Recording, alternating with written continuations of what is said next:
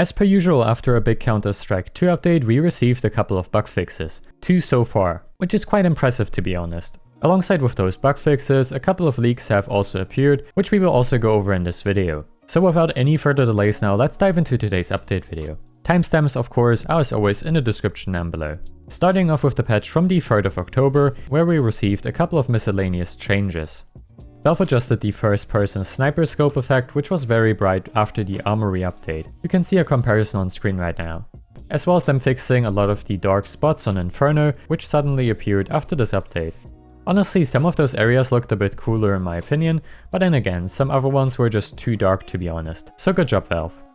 They also fixed the silly behavior for some of the breakable objects, as an example on Inferno, as a lot of them were not behaving as expected. Flower pots were not breaking properly, the statue hats were teleporting to the floor when being broken, as well as some other ones that also behaved quite bizarrely.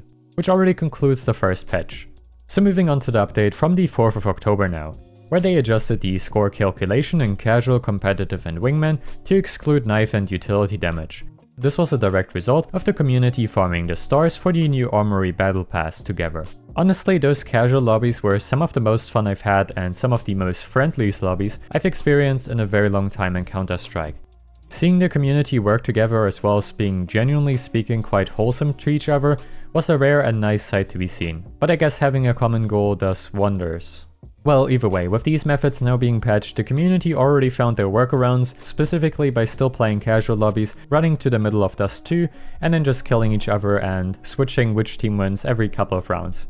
So, nothing really has changed here. A couple of streamers also figured out apparently how to abuse Deathmatch by playing the unreleased TDM mode, which gives them a lot more Battle Pass stars than normally possible, around 5 to 10 I believe per round, which is really incredible, but none of them have shared how this works, so I have no clue either.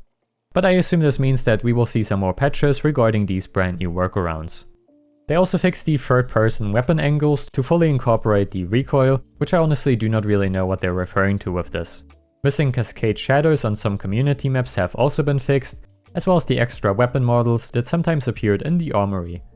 But yes, you can see it's still not perfect, as one of these skins suddenly turned completely red on me. I have no idea how it happened, but I suppose, Valve, please fix. The network jitter graphs now have a number in the upper right hand corner that gives the scale of the graph, which is the direct result of community feedback, as well as fixing some of those cases where the shell casings could render as an error model. And we've also received various stability fixes, which hopefully addresses some of the crashing problems people experienced after this update. And now onto the leaks, data mines, as well as some speculations, so take everything from here on now with a grain of salt.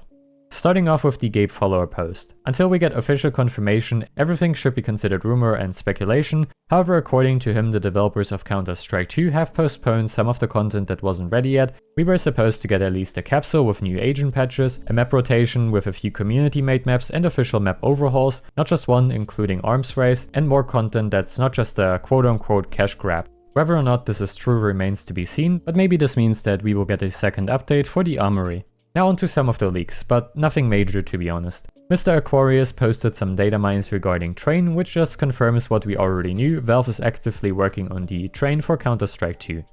According to Mr. Gabefollower, something big may be coming to Counter-Strike 2 soon, as there's a new map type in the world spawn entity called Minigame, and according to him these could be possibly for custom game modes, similar to Dota 2's arcade. And last but not least for this video, I wanted to briefly talk about the weapon charms, as it turns out these have a ton of different paint seeds available for them as well as patterns, which is especially quite exciting for those of you that collect them. Full credits to Oskarr on Twitter for showcasing these. And that already concludes today's video, thanks for watching and I will see you of course in the next one.